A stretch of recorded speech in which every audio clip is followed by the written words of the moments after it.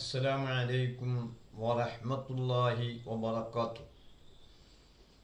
الحمد لله رب العالمين والعاقبة للمتقين والصلاة والسلام على سيد المرسلين. أما بعد. പൈതൃക മീഡിയ ശ്രോതാക്കളെ, സഹോദര സഹോദരികളെ, സമസ്ത കേരള ജംഇയ്യത്തുൽ ഉലമയുടെ ചരിത്ര നാളുവഴികളിലൂടെയുള്ള നമ്മുടെ പ്രഭാഷണ പരമ്പരയുടെ 48-ാം ദിവസമാണ് ഇന്ന്. ഖൈറായ കാര്യങ്ങൾ പറയാനും കേൾക്കാനും ഹക്കായ ദീനിൻ്റെ ഇശാഅത്തിനായി പ്രവർത്തിക്കാനും നമുക്കോരോരുത്തർക്കും അല്ലാഹു തൗഫീഖ് നൽകട്ടെ. യഥാർത്ഥ ദീനായി നിലനിർത്താൻ വേണ്ടി 1926 മുതൽ പ്രവർത്തനം തുടങ്ങിയ സമസ്ത കേരള ജംഇയ്യത്തുൽ ഉലമയുടെ മൺമറഞ്ഞ നേതാക്കന്മാരുടെ ദറജകൾ അല്ലാഹു ഏറ്റിക്കൊടുക്കട്ടെ. ആ മഹാന്മാരുടെ ലക്ഷ്യത്തിൽ നിന്ന് ഒരണുമണി തൂക്കം പിന്നോട്ട് പോകാതെ, പിറകോട്ട് പോകാതെ, അതേ ലക്ഷ്യത്തിലും നയത്തിലുമായി മുന്നോട്ട് നമ്മുടെ സംഘടനകളെ നയിക്കുന്ന നമ്മുടെ മഹാന്മാരായ നേതാക്കന്മാർക്കും ആ നേതൃത്വത്തിൻ്റെ പിന്നിൽ അണിനിരന്ന് പ്രവർത്തിക്കുന്ന ലക്ഷോപലക്ഷം പ്രവർത്തകന്മാർക്കും അവരെ ബന്ധുമിത്രാദികൾക്കും നമുക്കെല്ലാവർക്കും അല്ലാഹു ആഫിയത്തുള്ള ദീർഘായുസ്സും ദീനീ ഖിദ്മകൾക്കുള്ള അവസരങ്ങളും നൽകട്ടെ. ആമീൻ എന്ന് പ്രാർത്ഥിച്ചുകൊണ്ട് 48-ാം പ്രഭാഷണത്തിലേക്ക് നമുക്ക് പ്രവേശിക്കാം. നമ്മൾ ഇന്നലെ പറഞ്ഞു വെച്ചത് 1968 മുതൽ സമസ്ത കേരള സുന്നി യുവജന സംഘത്തിൻ്റെ പ്രസിഡന്റായി ചുമതലയേറ്റ മഹാനായ പാണക്കാട് PMSA പൂക്കോയ തങ്ങൾ അവറുകൾ 975 ജൂലൈ 6-ാം തീയതി വഫാത്തായി. പിന്നീട് SYSൻ്റെ കുറഞ്ഞ കാലത്തെ പ്രസിഡന്റതായ 1 വർഷത്തോളം പ്രസിഡന്റായി ചാപ്പനങ്ങാടി വാപ്പ മുസ്ലിയാർ ചുമതലയേൽക്കുകയും 1 വർഷം കഴിഞ്ഞ് മഹാനവറുകൾ SYSൻ്റെ ജനറൽ ബോഡി വിളിച്ചു ചേർത്ത് ബഹുമാനപ്പെട്ട AP ഉസ്താദിന് ജനറൽ സെക്രട്ടറിയും EK ഹസൻ മുസ്ലിയാർ പ്രസിഡന്റുമായി SYSന് നല്ല ഒരു അടിത്തറയുള്ള നേതൃനിരയെ പ്രഖ്യാപിക്കുകയുണ്ടായി. അതിനുശേഷം സംഘടന വളരെയേറെ പ്രവർത്തനങ്ങളുമായി മുന്നേറി എന്നത് നമ്മുടെയൊക്കെ അനുഭവങ്ങളാണ്. സമസ്ത കേരള ജംഇയ്യത്തുൽ ഉലമയുടെ ഊന്നുവടി എന്ന് മഹാന്മാരായ ആലിമീങ്ങൾ വിശേഷിപ്പിച്ച SYS അക്ഷരാർത്ഥത്തിൽ അത് ഊന്നുവടിയാവുകയും സമസ്ത കേരള ജംഇയ്യത്തുൽ ഉലമയുടെ നയനിലപാടുകൾ ജനങ്ങളിൽ എത്തിക്കുന്നതിന് ഏറെ മുന്നോട്ട് പോവുകയും പ്രവർത്തനങ്ങൾ നടത്തുകയും ചെയ്തു എന്നതും നമ്മുടെ ഈ ചരിത്ര പരിശോധനയിൽ നമുക്ക് ബോധ്യപ്പെട്ട കാര്യവും നമ്മുടെ അനുഭവങ്ങളുമാണ്. സമസ്ത കേരള സുന്നി യുവജന സംഘം അത് ഒരു യുവജന പ്രസ്ഥാനം എന്ന നിലയിൽ തന്നെ സമസ്ത കേരള ജംഇയ്യത്തുൽ ഉലമയുടെ ആശയ ആദർശങ്ങളിൽ ഒരണുപോലും ചലിക്കാതെ, അതായത് സമസ്തൻ്റെ നയത്തിൽ നിന്നും നിലപാടുകളിൽ നിന്നും ഒരു അണുമണി തൂക്കം പോലും തെറ്റാതെ സമസ്തയെ അക്ഷരാർത്ഥത്തിൽ അംഗീകരിച്ചുകൊണ്ട് പ്രവർത്തിക്കുന്നതോടൊപ്പം സമസ്തയുടെ ആശയ ആദർശങ്ങൾ ജനങ്ങളിലേക്ക് എത്തിക്കുന്നതോടൊപ്പം പൊതുകാര്യങ്ങളിലും അതുപോലെ തന്നെ സംഘടനയ്ക്ക് അനുവദിച്ചു കിട്ടേണ്ട അവകാശങ്ങൾ ചോദിച്ചു വാങ്ങുന്നതിലും സംഘടനയുടെ നയനിലപാടുകളുമായി മുന്നോട്ട് പോകുമ്പോൾ അതിനെ എതിർക്കുന്നവരെ എതിർക്കാനും SYS മുന്നിൽ നിന്നു. നോക്കൂ, തൽപര കക്ഷികൾ SYS എതിരെ ഉന്നയിക്കുന്ന ഒരു ആരോപണം അല്ലെങ്കിൽ അതിൻ്റെ നേതൃത്വത്തിലെത്തിയ AP ഉസ്താദിനെ വിമർശിക്കുന്നതിൻ്റെ ഭാഗമായി ചില കരുന്നുണയന്മാർ, അങ്ങനെ പറയാൻ കാരണം എന്തായാലുണ്ടോ, അത് 100% അവർ പറയുന്നത് നുണയാണ് എന്ന് ബോധ്യമുള്ളത് കൊണ്ടാണ് കരുന്നുണയന്മാരെന്ന് പറയുന്നത്. പ്രത്യക്ഷത്തിൽ നിസ്കരിക്കുകയും ബഹുജനങ്ങളെ ഇടയിൽ ബോധ്യപ്പെടുത്തലുകൾക്ക് വേണ്ടി സംഘടന ഒപ്പം നിൽക്കുകയും ചെയ്യുകയും തരം കിട്ടിയാൽ തക്കം കിട്ടിയാൽ സംഘടനയെ നശിപ്പിക്കാൻ വേണ്ടി ദുരാരോപണങ്ങൾ നടത്തുകയും ചെയ്യുന്ന ചില ആളുകൾ, മുനാഫിഖീങ്ങളുടെ പിന്തുടർച്ചാവകാശികൾ എക്കാലത്തും ഉണ്ടാവും എന്നൊരു വസ്തുതയാണ്. റസൂലുള്ളാഹിന്റെ കാലത്ത് പോലും അങ്ങനെയുള്ള ആളുകൾ ഉണ്ടായല്ലോ, ഖുർആൻ അവരെ വിമർശിച്ചല്ലോ. അപ്പോൾ അത് ഒരു വിഷയം, അതൊരു പുതുമയുള്ള കാര്യമല്ല. എന്നാൽ ഈ നുണ പറയുന്ന ആളുകൾ ഉന്നയിക്കുന്ന ഒരു ആരോപണം, AP അബൂബക്കർ മുസ്ലിയാർ എന്ന സുൽത്താനുൽ ഉലമ സംഘടനാ നേതൃരംഗത്ത് വന്നപ്പോൾ അതിനെ രാഷ്ട്രീയവൽക്കരിക്കാൻ ശ്രമമുണ്ടായി. നോക്കൂ, നുണ മാത്രം പറഞ്ഞ് ശീലിച്ച് അങ്ങനെ തന്നെ പോരുന്ന ആളുകൾക്ക് ഉറക്കം കിട്ടണമെങ്കിൽ ഒരു കുറേശ്ശെയെങ്കിലും നുണ പറയേണ്ടി വരും. അതവരുടെ കാര്യം. യഥാർത്ഥത്തിൽ ഒരു മുഅ്മിനിന്റെ പ്രധാന ലക്ഷണം അയാൾ കളവ് പറയാതിരിക്കുക എന്നതാണ്. അങ്ങനെയാണ് മുത്തുനബി സല്ലല്ലാഹു അലൈഹി വസല്ലമ പഠിപ്പിച്ചത്. എന്നാൽ ഇവർ പറയുന്ന ഒരു കളവ് നിങ്ങൾ നോക്കൂ, എന്തെങ്കിലും ഒരു വിഷയം പറഞ്ഞാൽ അതിന് ഏതെങ്കിലും ഒരു രൂപത്തിൽ ഒരു തെളിവ് വേണ്ടേ? ഒരു തെളിവുമില്ലാത്ത ഒരു വാമൊഴിയായിട്ടോ അല്ലെങ്കിൽ ഒരു വരമൊഴിയായിട്ടോ ഒരു തെളിവ് പോലും ഇല്ലാത്ത ഒരാരോപണമാണ് SYS സമസ്ത കേരള ജമിയത്തുൽ ഉലമക്ക് രാഷ്ട്രീയമായി സംഘടിക്കാനുള്ള അനുവാദം ചോദിച്ച് കത്തുകൊടുത്തു. അത്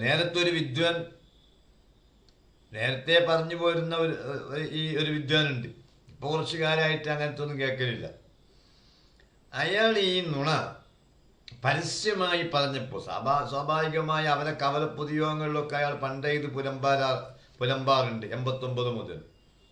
പക്ഷെ അയാൾ മീഡിയയുടെ മുന്നിൽ വന്നുകൊണ്ട് ഇങ്ങനെയൊരു ആരോപണം അല്ലെങ്കിൽ ഒരു നുണ പറഞ്ഞപ്പോൾ സ്വാഭാവികമായും കേരളീയ സമൂഹം ചോദിച്ചു അതിന് ഒരു ചെറിയ രേഖ. ഇപ്പം കത്ത് കൊടുത്താൽ ഇപ്പം സമസ്ത കേരള ജമിയത്തുൽ ഉലമയുടെ 40 കാലം മുതലുള്ള ചരിത്രങ്ങൾ ഇപ്പം നമ്മളോട് വായിക്കുന്നു. അത് മിനിറ്റ്സ് നോക്കി തന്നെയാണ്, മിനിറ്റ്സിൻ്റെ കോപ്പി നോക്കി തന്നെയാണ് നമ്മൾ വായിക്കുന്നത്.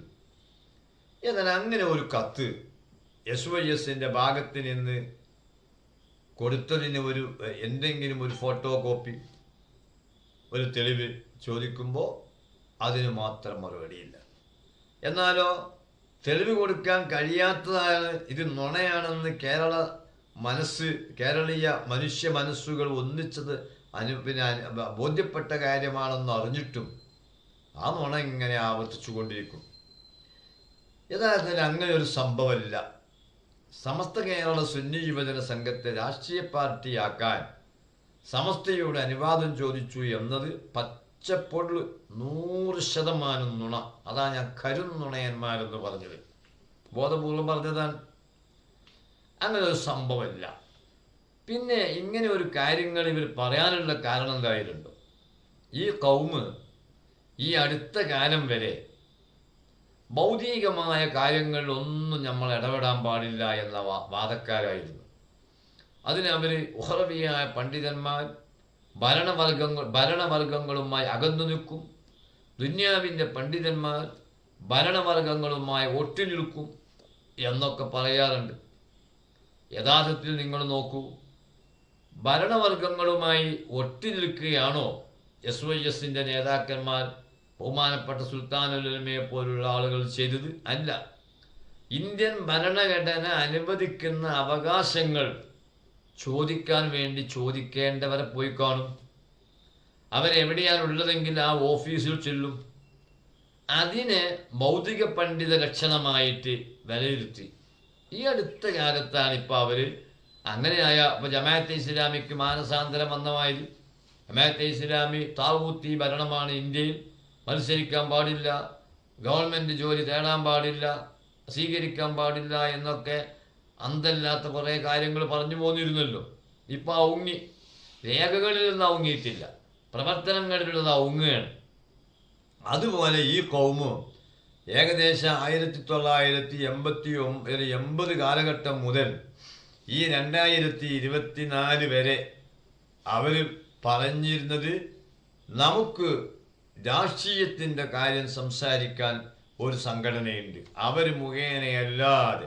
അതാ ഞാൻ നേരത്തെ തുടക്കത്തിൽ പറഞ്ഞിരുന്നു, കോണിയെപ്പോലെ. കോണിയുടെ പ്രത്യേക ഒരു ഏറ്റവും അനിവാര്യവും അത്യാവശ്യവുമായ ഒരു ആയുധമാണ് കോണി. പക്ഷേ അതിന് സ്വന്തം നിലനിൽപ്പില്ല. അത് എവിടെയെങ്കിലും ചാരിയെങ്കിൽ അതുകൊണ്ട് പ്രവർത്തന യോഗ്യമാവുകയുള്ളൂ. ആ നിലക്ക് സമസ്ത കേരള ജമിയത്തുൽ ഉലമ സ്വന്തം ഉത്തരവാദിത്വത്തിൽ സ്വന്തം പാദത്തിൽ നിന്നുകൊണ്ട് ഒന്നും പറയാൻ പാടില്ല, അത് ചാരണം. അതേ സമയത്ത് മതപരമായ കാര്യം യഥാർത്ഥത്തിൽ ഇവർ പറഞ്ഞ വിഡിത്തത്രയാണ്. ഈ ദുന്യാവിൽ ജീവിക്കാൻ ആവശ്യമായ എല്ലാ സുഖസൗകര്യങ്ങളും നമുക്ക് വേണ്ടേ? അതെങ്ങനെയാ ഭൗതിക കാര്യമാകുക? നമുക്കിവിടെ ജീവിക്കാൻ ആവശ്യമായ കാര്യങ്ങൾ റബ്ബന ആതിന ഫിദ്ദുന്യ ഹസന, അള്ളാഹു ദ്വാരക്കാൻ പറഞ്ഞ് അങ്ങനെയല്ലേ അള്ളാഹു താല പഠിപ്പിച്ച ദുആ? ഈ ദുന്യാവിൽ ജീവിക്കാൻ ആവശ്യമായ നന്മകൾ ഇവിടെ നിന്ന് കൊണ്ടാന്നല്ലേ അള്ളാഹുവിനോട് ചോദിക്കേണ്ടത്? പിന്നെ അത് വേറൊരു കൂട്ടർക്ക് കൊടുക്കണമെന്നും നമ്മൾ അതൊന്നും പറയേണ്ട എന്നുള്ള ആ വാദവുമായി പോയിരുന്ന ആളുകളാണ് നേരത്തെ ഞാൻ പറഞ്ഞ ഈ നുണ. അതായത് SOS-നെ രാഷ്ട്രീയ സംഘടനയായി അംഗീകരിക്കാൻ പ്രവർത്തിക്കാൻ അനുമതി നൽകണമെന്ന് സമസ്തക്ക് കത്തുകൊടുത്തു എന്ന പച്ച നുണ പറയുന്നത് SOS പൊതു കാര്യങ്ങളിൽ ഇടപെടുന്നതിനെ വിമർശിക്കാനാണ്. ഇപ്പം നിങ്ങൾ നോക്കൂ, എന്നാൽ AP ഉസ്താദ് 1972, 74, 75 ആ കാലഘട്ടം മുതലല്ലേ നേതൃരംഗത്തേക്ക് വരുന്നത്? അതിന് മുമ്പ് തന്നെ SOS-ന്റെ മിനിറ്റ്സ് പരിശോധിച്ചാൽ ഇങ്ങനെയുള്ള കാര്യങ്ങളിൽ SOS ഇടപെട്ടിരുന്നില്ലേ? ഒരു തീരുമാനം ഞാൻ വായിക്കാം. 23/7/1967, 23/7/1967 കല്ലായി ഓഫീസിൽ വെച്ച് അൽഹാജി PA അബ്ദുൽ ഖാദർ സാഹിബിൻ്റെ അധ്യക്ഷതയിൽ നടന്ന SOS സംസ്ഥാന പ്രവർത്തക സമിതി എടുത്ത പ്രധാനമായ തീരുമാനങ്ങൾ 1-2 ഞാൻ നിങ്ങളെ കേൾപ്പിക്കാം. 1-2 കേൾപ്പിക്കാം. 1.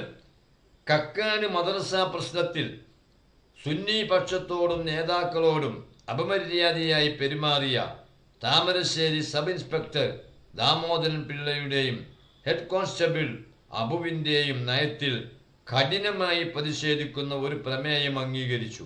ഈ പ്രമേയത്തിൻ്റെ കോപ്പി കേരള മുഖ്യമന്ത്രിക്ക് അയച്ചു കൊടുക്കുവാൻ ജനറൽ സെക്രട്ടറിയെ അധികാരപ്പെടുത്തി. 1967 AP ഉസ്താദ് അല്ലല്ലോ ജനറൽ സെക്രട്ടറി, അത് ഞാൻ നേരത്തെ അത് പറഞ്ഞല്ലേ. അപ്പോൾ നിങ്ങൾ നോക്കൂ, 67 7-ാം മാസം 23-ാം തീയതി കല്ലായി SOS-ന്റെ ഓഫീസിൽ ചേർന്ന പ്രവർത്തക സമിതി എടുത്ത തീരുമാനം എന്താണ്? മൊക്കത്തിനടുത്ത കക്കാട് അവിടെ ഒരു മദ്രസയിൽ വഹാബികൾ ഒരു അവകാശവാദം ഉന്നയിച്ച് വിഷയമുണ്ടായിരുന്നു. ആ വിഷയത്തിൽ ഇടപെട്ട സുന്നി നേതാക്കന്മാരോടും പ്രവർത്തകന്മാരോടും Thamarassery sub inspector Damodaran Pillai, head constable Abu ഇവർ മോശം സംസാരം നടത്തി, ഒരു ധിക്കാരം കാണിച്ചു, ഒരു ജനാധിപത്യപരമായ ഒരു സമീപനം അവരിൽ നിന്നുണ്ടായില്ല. ഇതിനാണ് പ്രതിഷേധിക്കുന്നത്. ഈ പ്രതിഷേധ കോപ്പി, ഈ പ്രമേയത്തിൻ്റെ കോപ്പി അന്നത്തെ മുഖ്യമന്ത്രി 67-ലെ മുഖ്യമന്ത്രിക്ക് അയച്ചു കൊടുക്കാനും SOS-ന്റെ പ്രവർത്തക സമിതി തീരുമാനിക്കുന്നു. അപ്പോൾ AP ഉസ്താദ് വന്ന ശേഷമല്ല പൊതുകാര്യങ്ങൾ ഇടപെടുന്നത്. പക്ഷേ AP ഉസ്താദ് വന്ന ശേഷം മാറ്റം എന്താണ്? ഇടപെട്ട കാര്യങ്ങളൊക്കെ നേടിയെടുത്തിട്ടുണ്ട്. അതിന് മുമ്പ് ഒരു പുകയായി അങ്ങനെ പോരാണ്. അതാണല്ലോ ഞാൻ പറഞ്ഞ 1960-ൽ വഖഫ് ബോർഡിൽ നിലവിൽ വന്ന അന്ന് സമസ്ത കേരള ജമിയത്തുൽ ഉലമ പറയാൻ തുടങ്ങിയില്ലേ, വഖഫ് ബോർഡിൽ സുന്നികൾക്കൊരു അംഗത്വം വേണം, അത് അനുവദിക്കാത്തതിന് പ്രതിഷേധം രേഖപ്പെടുത്തിയില്ലേ. എന്നിട്ട് എന്തെങ്കിലും കാര്യം ഉണ്ടായോ? ഇല്ല. അതേ സമയത്ത് AP ഉസ്താദിൻ്റെ നിറഞ്ഞു നിൽക്കുന്ന കാലഘട്ടം വന്നപ്പോൾ 81-ലെ ഗവൺമെൻറ് എന്ത് ചെയ്തു? വഖഫ് ബോർഡിൻ്റെ ചെയർമാൻ തന്നെ ഒരു സുന്നിയാക്കി. അതിന് പുറമെ EK അബൂബക്കർ മുസ്ലിയാർ വഖഫ് ബോർഡ് മെമ്പറാക്കി. അങ്ങനെ പറഞ്ഞ കാര്യങ്ങൾ നേടിയെടുക്കാനുള്ളൊരു കഴിവ് മഹാനായ AP ഉസ്താദിനുണ്ടായി എന്നതാണ്. അതുകൊണ്ട് ഈ പൊതുകാര്യങ്ങൾ ഇടപെടുക എന്നത് SYSന്റെ ലക്ഷ്യം തന്നെയാണ്. അതുകൊണ്ടാണ് ഞാൻ ഈ തീരുമാനം വായിച്ചത്. ഇനി നിങ്ങൾ നോക്കൂ, അതേ തീയതി 1967 7 മാസം 23 ചേർന്ന SYSന്റെ മറ്റൊരു തീരുമാനം, സന്താന നിയന്ത്രണം നിയമം മൂലം നിർബന്ധമാക്കാൻ ഉദ്ദേശിക്കുന്നതിനെ ഈ യോഗം ഉത്കണ്ഠപൂർവ്വം വീക്ഷിക്കുകയും മുസ്ലിങ്ങളെ മേൽ നിയമങ്ങളിൽ നിന്ന് ഒഴിവാക്കാൻ ഇന്ത്യ ഗവൺമെന്റിനോട് അപേക്ഷിക്കുന്നു എന്ന ഒരു പ്രമേയം പാസാക്കി.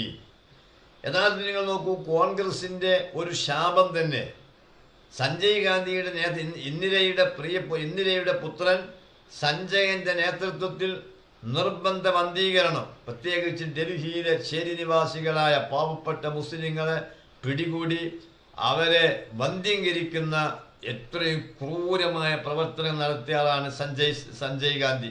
അതുകൊണ്ടാണല്ലോ ഇന്ദിരയുടെ പുത്രനായ ഈ സഞ്ജയ് ഗാന്ധിയെ ആരെങ്കിലും അനുസ്മരിക്കാറുണ്ടോ? കാരണം വെറുക്കപ്പെട്ടയാളായിട്ടാണ് അയാൾ ജീവിച്ചത്. അധികാര സ്ഥാനത്തൊന്നും എത്തിയിട്ടില്ല, അമ്മയുടെ മോൻ എന്ന നിലക്ക് ഒപ്പം നിന്നിട്ടേ ഉള്ളൂ. പക്ഷെ അയാളായിരുന്നു ഇതിൻ്റെ ആസാമി. അത് പിന്നീട് എന്തു ചെയ്തു? അത് ഗവൺമെൻറ് ഒരു നിയമം വഴി കുട്ടികൾ 1 2 മതി എന്നത് ഒരു നിയമം കൊണ്ടുവരാൻ തീരുമാനിക്കുന്നു എന്നറിഞ്ഞപ്പോൾ SYSന്റെ സംസ്ഥാന പ്രവർത്തക സമിതി അതിൽ പ്രതിഷേധിക്കുകയും മുസ്ലിങ്ങളെ ആ നിയമത്തിൽ നിന്ന് മാറ്റിത്തരണമെന്ന് ആവശ്യപ്പെടുകയും. പൊതുകാര്യങ്ങളാണ്, അല്ലാതെ നിസ്കാരം, പിന്നെ സുന്നത്ത് നിസ്കാരവും അബാദു സുന്നത്തും ഹയ്യാത്ത് സുന്നത്തും ചർച്ച ചെയ്യല്ലത്. ഈ ദുന്യാവിൽ ജീവിക്കുമ്പോൾ നമ്മൾ നമ്മുടെ ആളുകൾക്ക് സുരക്ഷ നൽകണ്ടേ? അതിന് ഭരണഘടന പര്യാപ്തമാണ്. പക്ഷെ ഭരണഘടന അവഗണിച്ചുകൊണ്ടാണ് ചില രാഷ്ട്രീയക്കാർ ഇമാതിരി ചേരിത്തിരിവുകൾ വരുത്തുന്നത്. അപ്പോൾ നമ്മളത് അതിനെ ഗവൺമെൻറ് ശ്രദ്ധയിൽപ്പെടുത്തണ്ടേ? അങ്ങനെ പെടുത്തിപ്പോരുന്നതിനെയാണ് ഈ അന്തം കമ്മികൾ എന്ത് പറയുന്നത്? SYS തുടക്കത്തിൽ തന്നെ ഒരു രാഷ്ട്രീയ കക്ഷിയാണ്. പിന്നെ അത് AP അബൂബക്കർ മുസ്ലിയാർ നേതൃത്വം വന്നതോടുകൂടി പൂർണ്ണമായും രാഷ്ട്രീയ കക്ഷിയാകാൻ നോക്കി അതിന് സമസ്ത എതിർത്തു എന്നൊക്കെയാണ് ഇവർ പറയുന്നത്. എന്നാൽ ഇങ്ങനെയുള്ള പൊതുകാര്യങ്ങൾ SYS തുടക്കം മുതലേ ഇടപെട്ടിട്ടുണ്ട്. ഇത് നോക്കൂ, അന്നത്തെ തീരുമാനം മൂന്നാമത്തത് 1967 മാസം 23 ചേർന്ന SYS സംസ്ഥാന കമ്മിറ്റിയുടെ മൂന്നാമത്തെ തീരുമാനം നോക്കൂ. ലോക മുസ്ലിങ്ങളുടെ പരിശുദ്ധ സ്ഥലവും ഒന്നാമത്തെ ഖിബിലയുമായിരുന്ന ബൈത്തുൽ മുഖദ്ദസ് അന്യാധീനപ്പെട്ടതിൽ ഉത്കണ്ഠ പ്രകടിപ്പിക്കുന്ന ഒരു പ്രമേയം അംഗീകരിച്ചു. ഈ യോഗത്തിൽ 17 പേർ ഒപ്പിട്ടിട്ടുണ്ട്. 16 സംസ്ഥാന നേതാക്കന്മാർ പങ്കെടുത്ത യോഗമാണ്. അപ്പോൾ പ്രാദേശികവും ദേശീയവും അന്തർദേശീയവുമായ കാര്യങ്ങളിൽ അന്നേ SYS നേരിടുന്നു. ഇപ്പം പറഞ്ഞിരിക്കുന്ന പ്രമേയം ബൈത്തുൽ മുഖദ്ദസിന്റെ വിഷയമാണ്. അങ്ങനെ ഇതുവരെയുള്ള SYSന്റെ മിനിറ്റ്സ് പരിശോധിച്ച് നോക്കിയാൽ മതപരമായ വിഷയങ്ങൾ വിട്ടുവീഴ്ചയില്ലാത്ത കടുകട്ടിയുള്ള നിലപാട്.